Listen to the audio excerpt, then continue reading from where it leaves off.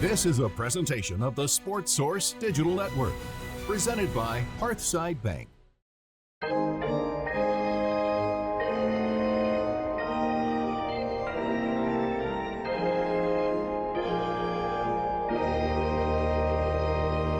Welcome in to Sports Source Digital Network. I'm John Pennington, joined by Will Heflin, VFL, who played under Dave Serrano, played 4 seasons under Tony Vitello, including COVID. Normally, we're joined by AJ Sincox and Andrew Lee, but since this is the post-mortem, the end of the season, AJ's already got his feet in the sand somewhere. Of course. Andrew, he's not on the beach. He's actually laid up a little bit ill right now. So I'm jumping in here just to do kind of a Q&A here with Will to wrap up the season. Vols lose at Arkansas in the Super Regionals, lose the first 2 games. They don't get a win. That's it for the year. A lot of people are going to look at it and say this was a disappointing year. I think you can be disappointed. You didn't make the World Series, but I wouldn't call it disappointing. It's one of your winningest years ever. I mean, you're 5th or 6th all time. This year was the 5th or 6th best in terms of wins in a season. Make it Super Regional. I don't think there's anything to be ashamed of. Your goal is more, but you achieved quite a lot. Even though it ended the wrong way, I don't think there's any reason people be, wringing their hands at fretting. Yeah, I think it's a double-edged sword. It's kind of tells you where you're at as a program when this feels maybe like it's a disappointment overall. But you look at the last 5 national champions, and Tennessee's the only one to make it to Supers since 2020. So I guess the last 4. The first 2 didn't even make it to the tournament. LSU didn't host, but they made it to a regional. And Tennessee the only one to make it to Supers. So like you said, 46 wins is a really good season, but we've come to expect 50+ from Tony Vitello, and that's quite all right. The expectation in the program is Omaha, but I think from us looking at it, it's got to be to have a chance every single year, and we see such a wild postseason. This is the first postseason since 1957 that they don't have a repeat team in Omaha. Wow. A fresh eight.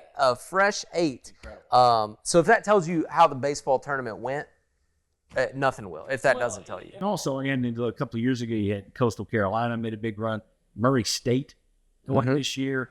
That is not a sport. It's not like football. Everybody in East Tennessee looks at basketball through football lens. You're never supposed to lose. They look at baseball through a football lens. You're just supposed to repeat forever. That is not a sport that lends itself to a lot of repeats.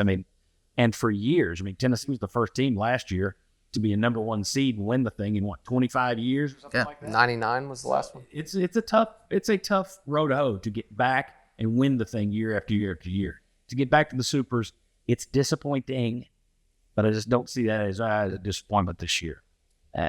Super Regionals, it's only 16 teams in them. You gave it a good run. Let's line it up, see where it goes next year. Let's talk about this year's take. Did it have a single fatal flaw, in your opinion? If you could look at it and say, fielding was an issue all year. If we could have fixed that, it would have been fine. Or do you look at it and say, well, if we could have fixed the bullpen, we could have sailed on through? Or was this more a lot of little things? There wasn't just one issue to fix. There were just some holes that needed to be patched up. I think you could probably look at the bullpen and the talent of arms that you had available down there and think, man, this could have went a lot different if the bullpen could have been better. And I've kind of changed my answer since you've laid it out, and the longer I've thought about it. But it's definitely a combination of little things that if you look back at some of the weekends where Tennessee maybe lost a series or didn't play their best, it seemed like it was something different each time. Maybe the offense went quiet. Maybe the bullpen imploded. Maybe there were a couple costly errors. But this team, or this program the last few years, has always just been so resilient. You never felt like they were out of a game. And this team, for whatever reason, there were times where it was rather early and I felt like they were out of it. And that was an unfortunate feeling that I didn't want to feel, but it was honest. And so I think, for whatever reason, this team just never seemed to kind of gel and have maybe a signature moment to which they could build off of. ESPN put up a stat during the Super Regionals, I believe. Maybe Super Regionals. I think it was Super Regionals. And it just laid out this team's inability to turn things around the night. Like, if you ended the night trailing, there weren't a lot of comeback wins, which is such a flip from last year, even just in the College World Series, where you had so many late game heroics to win that thing, kind of speaks to what you're talking about. This team just didn't seem to have that extra gear that kicked in. And I just wondered, does that tie at all to Tony Vitello said a few weeks ago, this is a more laid-back team, specifically, I can't quote him, but it was basically, this isn't the same kind of team as 2022, which wanted to take teams' heads off. We want to get out there and kill the other guy. This team didn't have that. Do you think that ties into the lack of resilience, or no?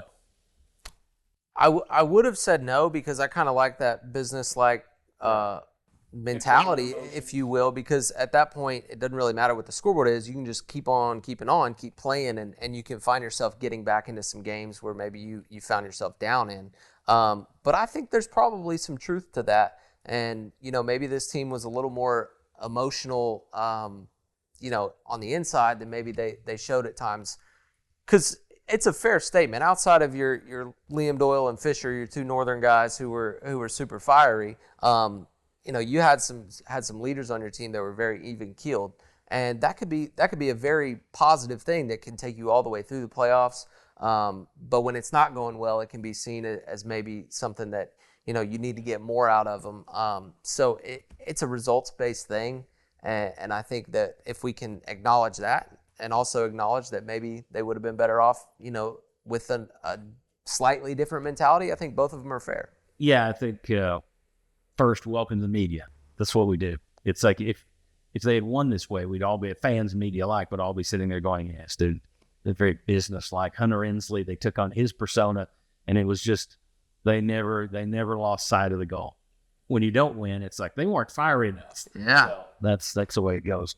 Let me ask you this. The loss at Arkansas, and you mentioned Sunday on our television show, the fact that a lot of these games with Arkansas have been at Arkansas, not in Knoxville.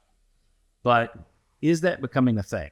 Tennessee fans will remember, and depending on their age, they'll remember when in football, Tennessee would get ready for Alabama under Johnny Majors, and the whole team would get tight and they'd lose. Then came Philip Fulmer, and they got over the Alabama hurdle, but they got tight when it was Florida, and they would always find a way to lose. Is there a danger that it gets into the minds of players and coaches that, it's Arkansas, are they going to press a little more? Do you worry about it? And that can happen to coaches as well as players. Like I say, Fulmer and Majors that trickle down when you talk to their players. Any chance that this Arkansas thing has become an issue? Could be. Yeah. Like you said, you've now played over there 4 times and Lindsey Nelson once. So, I'm the person saying, we'll get them back in our place and let's see what happens. But for the Texas and OU enters, the schedule gets flipped around. Tennessee ends up having to go there in the regular season and also the seeding. So really should have been like 3-1 if you take out the postseason. But they've also beat them in Hoover as well. Won here. They did win here, but that was their best team in 21. So I think there's some truth to it. Maybe it's a little bit different. Apples to oranges with Kirby and Saban. Kirby under Saban leaves. Georgia's got it rolling, but for whatever reason, Alabama still gets them. And the fact of the matter is they're trying too. And maybe there's something on Dave Van Horn's side where they just have a little extra juice knowing that Tony Vitello is across the field. Yes. And Tennessee, maybe they need to be more tight next time. But none of the guys playing there knew Vitello as a Razorback. So I don't know how they go into the series. I don't know how they prepared in terms of if anything was different to make them tighter. Yeah. But I think if Tony Vitello has shown anything over his tenure, it's that he will adjust. And so I think we'll see an adjustment for Arkansas the next time they see him. Because that is not uncommon in sports. The assistant leaves, and to beat everybody can't beat the old master. Mm-hmm. And of course, Vitello was an assistant under Dave Van Horn. So he is not the first guy to leave, and then it's like, when am I going to beat my old boss? And you do wonder, even if those players don't remember Vitello from when he was there, they do know there's something there between Van Horn and Vitello. We got coaches back. I think that could be something that plays into it. And also, Tennessee at this point, you get a rise out of everybody you play. It's for sure. When somebody plays the Dallas Cowboys, that's a little more. Dallas Cowboys can suck. But that's the Cowboys. You're not playing the Tampa Bay Buccaneers. Yeah, it's that silver helmet with the blue star. Celtics or Lakers in basketball. You just get up for it. And because of Tennessee's success, because of Vitello's emotion, because of the way the team has carried itself, I think they get more out of their opponents than just Joe Average baseball team. I think a lot of teams target. 100%. And especially the middle of this year, you could see some teams playing way out of character in a good way against Tennessee and never reach that same form again. Like there were some teams that had darn near perfect series against Tennessee this year. And it's hard not to think back and say if one or two of those would have went another way, how would it have played out seeding wise? But like I said, 1957, we ain't had a year since then where you didn't have a single repeat in Omaha. So maybe it didn't matter who Tennessee was going to play. They weren't going back because nobody else went back. This episode of Hardball is brought to you by the Garza Law Firm. When you need an attorney, look for the best and be sure they're local. That's Marcos Garza and the Garza Law Firm, proud supporters of Tennessee baseball. Let's talk about next year. Look, you've got portal. Mm-hmm. You've got the Major League Baseball draft. Mm-hmm. You've also got the House settlement, which knows what that's going to do with NIL deals and everything else, how that's going to shake the roster. We know that Tony Vitello has been excellent in finding the portal. Mm-hmm. Going to do that again, I'm sure. But what are your thoughts as of today on knowing that it's going to change a lot? What are your thoughts about the roster for next year? I think the first place you look is that freshman core who got some playing time this year. Starts with Manny Marin, who ended up playing majority down the stretch, him and Levi Clark. You can throw in Abernathy and Newstrom, who contributed. You can throw in Grimmer, who was a redshirt, but still a young guy who contributed at times. You can build on that. And like you said, Tony's working in the portal. This year he's got a couple extra weeks because he's not the last team playing, which I think is one pro of not playing in Omaha is he's already out there working the portal, working high school recruiting, all that stuff. That's who he is at his core. That's what he wants to do.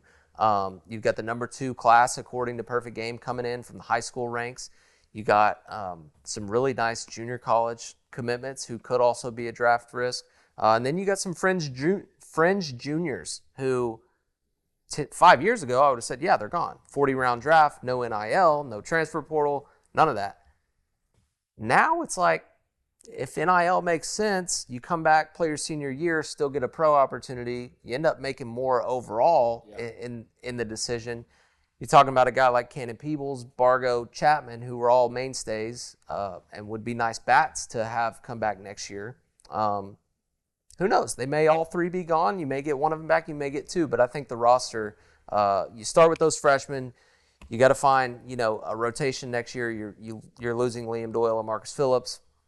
But Tennessee's used to that. They've had to replace the rotation pretty much full serve the past few years. But yeah, if there's anything to be positive about next year, it's that, like every year now, the talent is going to be there and probably even more so. Very good. Will Heflin, I appreciate you doing this all year. I appreciate Andrew Lee and AJ Simcox being a part of this as well. It's funny, on my shows, I try to get people that aren't everywhere.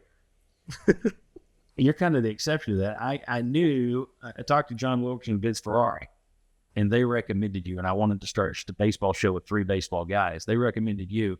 What I didn't realize was you were also doing a podcast with Ben McKee, Go Vols 24/7. You were also doing some post-game shows with Tony Vitello. Mr. Baseball, folks. This is the guy. So look forward to seeing you and hearing you in the Knoxville media.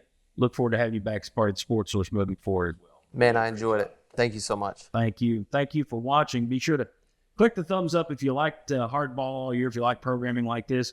Be sure to subscribe, and that way you'll know when we put stuff up here. You can hit notify, leave a comment.